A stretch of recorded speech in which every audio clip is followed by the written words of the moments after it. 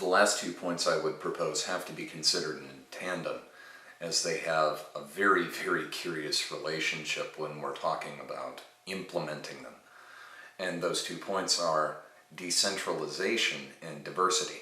Many people living in dense urban centers, particularly dense urban centers in the US, wherein this planning principle is preeminent, noted during the peak of gasoline prices the staggering inefficiency of having regional specializations as it regards necessary human need.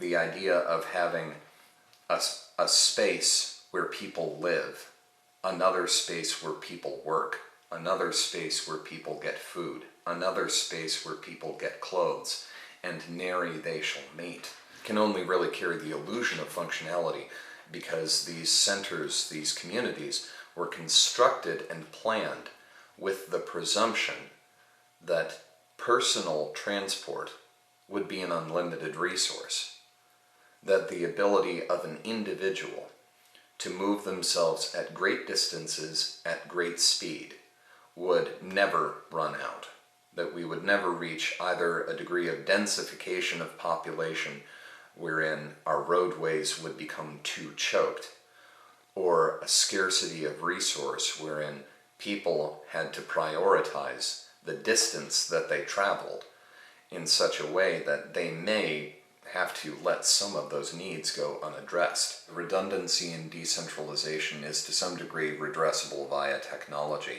and that may well be something that I talk about in the future.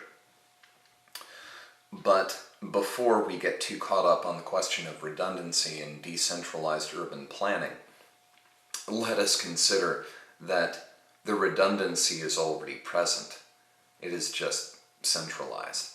Much of the urban planning that surrounds consumer-oriented economy is built on the presumption of another resource inexhaustible, the availability of recreational spending. The idea that you will go to a place for a specific purpose and in seeing something else will feel that you are able to, and by virtue of the convenience will be likely to spend more money, get the thing that you did not plan, presumes that people first have the money to spend, and second, that people don't really know what they want. That confusion of desire is partially redressed by diversity, and a diversity in the things that we value, as I was talking about earlier. With a degree of decentralization, this diversity is effortless.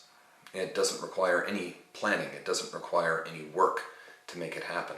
When you have communities, say within a very large city, when you have communities wherein the people that you see when you work, the people that you see when you shop, the people that you see when you're getting food, and the people that you see when you're going home are more or less the same people, a regional culture is going to develop.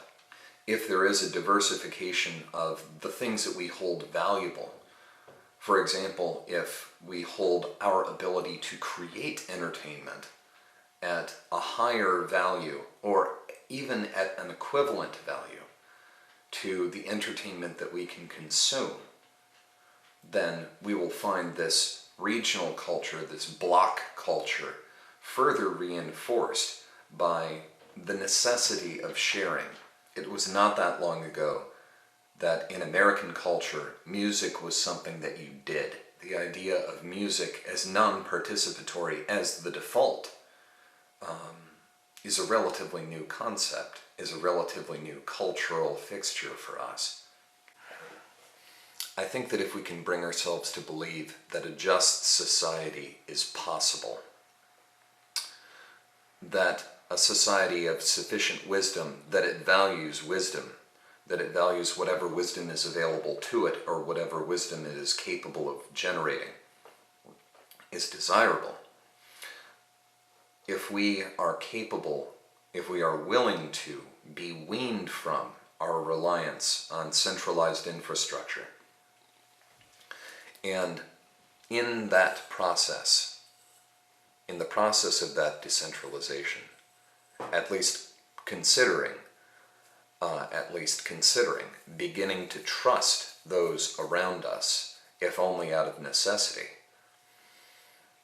And in this, and in that extension of trust, come to a still deeper appreciation of the necessity of the diversity which has thus far driven human development for recorded history, and is our best hope of continued development in the future.